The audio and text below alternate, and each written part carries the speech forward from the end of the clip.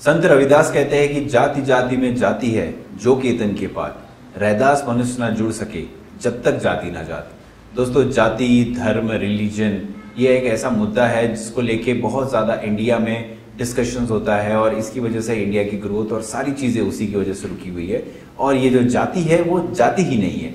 तो इन सब चीज़ों पे बात करने के लिए और इन सब चीज़ों से डिस्कस करने के लिए आज हमारे साथ में दीपक केदार सर है, ऑल इंडिया पैंथर सभा के प्रेसिडेंट है। Welcome to the show sir. Thank you sir. जब हम बात करते हैं आपके मूवमेंट को लेके तो हम लोग देखते हैं कि पैंथर ऑलरेडी है, पैंथर के अभी और भी वर्जन्स दिखने लगे हैं अलग अलग। आपने भी एक पैंथर ग्रुप, आपका भी एक एसोसिएशन बिल्ड है। तो मैं जानना चाहूँगा कि इसको बिल्ड करने की ज़रूरत आपको क्यों महसूस हुई? ना, मैं जिस माहौल से आया हूँ वो ग्रामीण है जी। गांव में मेरा जन्म हुआ है। एक बीड़ जो है मराठवाड़ा में जी। गन्ना काटने वाले लोगों का प्रदेश माना जाता है, उसको ऊसतोड़ मजूर कहते हैं। और उस ऊसतोड़ मजूर का मैं बेटा हूँ। तो बचपन से ही मेरे अंदर जो है एक जो बाबा साहब की मूवमेंट डीएनए में रहती है, उसी तरह से नेचुरली लड़ने का जो आदत है वो बचपन से ही मेरे अंदर रही है। लेकिन गांव में जो मैं जातिवाद देख रहा था, स्कूल में देख रहा था, और जो आजू बाजू में जाति के नाम पर हमारा शोषण देख रहा था, मेरे घर में भी होता था, बाहर भी होता था। कम पैसा देकर ज़्यादा काम करवाना, किसी के घर कोई गुजर गया तो वहाँ का हल्का काम हमने करना, किसी के घर शादी है तो वहाँ जाके उसकी लकड़ी काटना। तो वो क्यों हो रहा है हमारे साथ, ये बहुत बड़ा सवाल मेरे सामने था। और धीरे धीरे मैं शिक्षा के माध्यम से जब आगे आया हूँ तो मैं औरंगाबाद में शिक्षा के लिए आया था और वहाँ से मैं मूवमेंट में आया हूँ। तो नेचुरली जो दलित अत्याचार है, दलित उत्पीड़न है, वो मैंने खुद देखा था, खुद सहा था। और वो बहुत गिल्टी फील हो रहा था कि कुछ करना चाहिए था, लेकिन उस उम्र में मेरे पास ताकत नहीं थी। हाँ, मुझे लड़ना है उसके खिलाफ, लेकिन मेरी बाजू में उतना दम नहीं था। मेरी ताकत नहीं थी। तो मेरे पास रोने के अलावा कोई वहाँ पर नहीं था, रास्ता नहीं था। तो कमज़ोर सी ज़िंदगी हमने देखी थी और लोगों को भी देखा था कि कमज़ोर है इसलिए उसको सहना पड़ रहा है। तो औरंगाबाद के मूवमेंट से पता चला कि नामांतर की मूवमेंट हुई है। 1972 में पैंथर थी और वो दलित अत्याचार के खिलाफ लड़ती थी। छोटे मोटे पक्ष पार्टी में काम करते करते जब इस महाराष्ट्र में नितिन आगे का हत्याकांड हुआ, खरड़ा के, उस हत्याकांड ने मुझे पूरा हिला दिया कि नितिन के क्लास में उसके क्लास फ्रेंड को सिर्फ वो किताब देता है और किताब देते हुए उसका भाई देखता है, और एक दलित का बच्चा मेरी बहन को कैसे किताब दे रहा है, वो दोस्त कैसे हो सकता है उसका। उसी इशू को लेकर उसे स्कूल से लेके गांव के बाहर तक मारते मारते एक झुंड लेके जाती है और नीम के पेड़ को लटका के उसको मारा जाता है। गांव देखता है, वहाँ के टीचर देखते हैं, कोई रोकता नहीं है।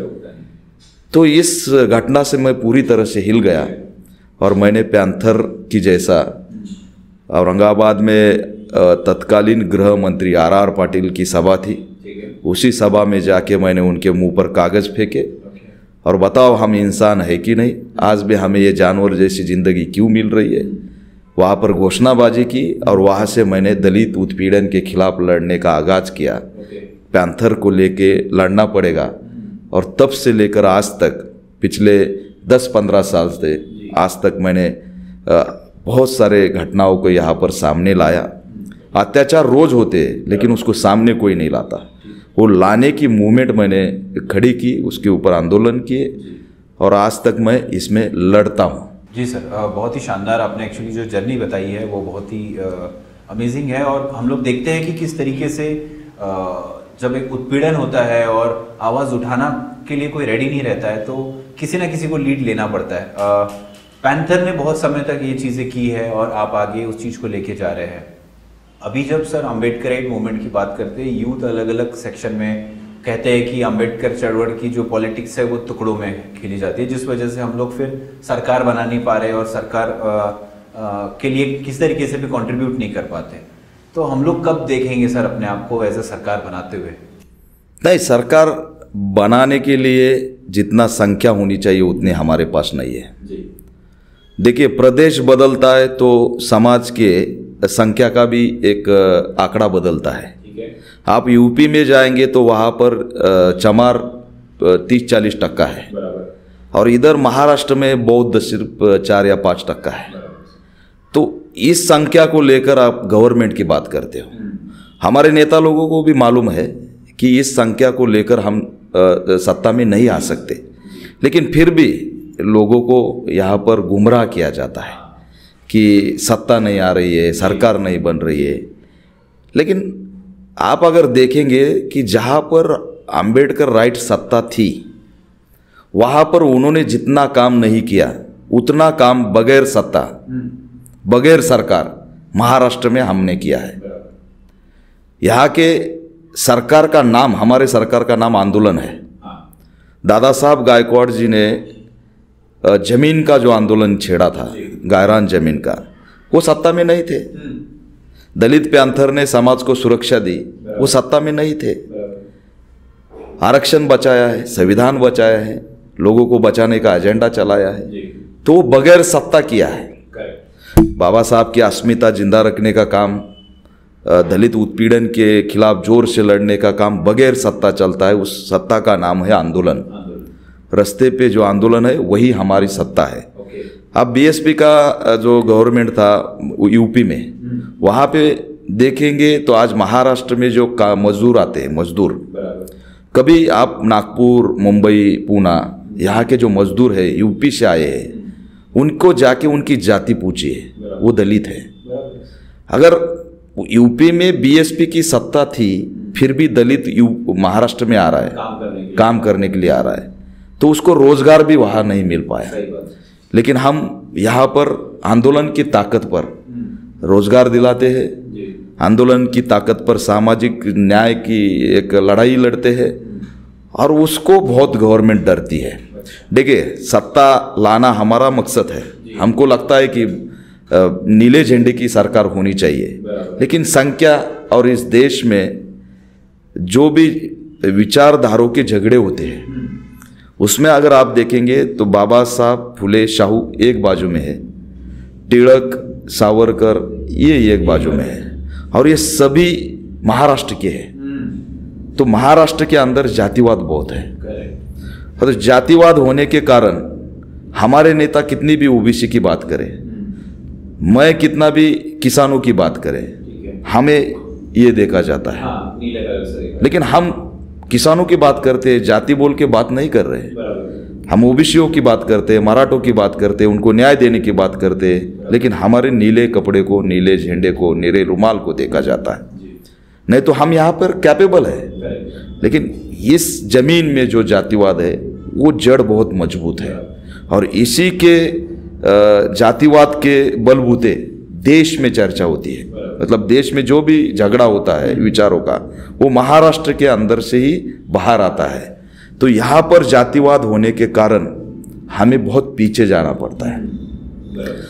हम कैपेबल है। आज हम देश को बचाने की बात करते हैं, देश में क्या खतरे में है, क्या बचाना है, भारत कैसे असुरक्षित है, वो अगर इस देश में पहला कौन बताता है तो वो अम्बेडकरवादी बताता है। इतनी ताकत उसके अंदर है, लेकिन वो काबिल होके भी जाति के नाम पर उसको बेदखल किया जाता है। इसीलिए सत्ता पाना बहुत मुश्किल हो रहा है। जी सर, इसमें एक और आ रहा था कि जैसे आप बता रहे, हम देखते हैं कि एससी कैटेगरी में करीब 59-58 सब कैटेगरीज होती है। उसमें से एक ही समाज जो दिखता है, जो आपको नीले कलर में, और जब भी कहीं अड़चन होती है तो सामने खड़ा दिखता है। तो फिर जो बचे हुए 58 लोग हैं, 58% पब्लिक है, अगर वो सब मिले तो क्या हम मिलके एससी समाज के नाम पे, एसटी समाज के नाम पे सरकार नहीं बना सकते? वो क्यों नहीं साथ में आते? नहीं, उनको आरएस यहाँ की जो मनुवादी विचारधारा है उन्होंने घेरा है। वो हमको क्लब होने ही नहीं देते। उनको मालूम है अगर ये SC ST भी क्लब हो गए तो यहाँ गवर्नमेंट में आ जाएंगे, तो उनके पास जितना भी है वो सब हमको डिवाइड करने में लगाते हैं। 59 जातियों को कैसे अलग किया जाएगा इसी की रणनीति बनाते हैं। अगर आप देखेंगे तो विधान परिषद के माध्यम से या राज्यसभा के माध्यम से उन छोटी छोटी जातियों के नेता को प्रतिनिधित्व देते हैं और उसको बांध लेते हैं ताकि वो यहाँ पर इकट्ठा ना हो जाए, संगठित ना हो जाए। तो नेता को पद दिया तो उसकी जाति खुश हो जाती है और वो एक साथ लड़ने में तैयार नहीं होती। हमारे आंदोलन का जो पहला नाम था दलित, वो दलित शब्द हटाने के लिए बहुत बड़ी साजिश की और वो दलित शब्द को हटा दिया।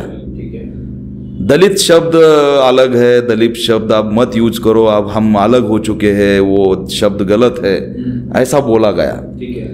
लेकिन हमें वो आंदोलन की ताकत लगती है। क्योंकि रोहित यमुला की जो हत्या हुई हैदराबाद में, आज तक मुझे मालूम नहीं उसकी जाति क्या है। मनीषा वाल्मीकि की हत्या हुई यूपी में, मालूम नहीं उसकी जाति क्या है।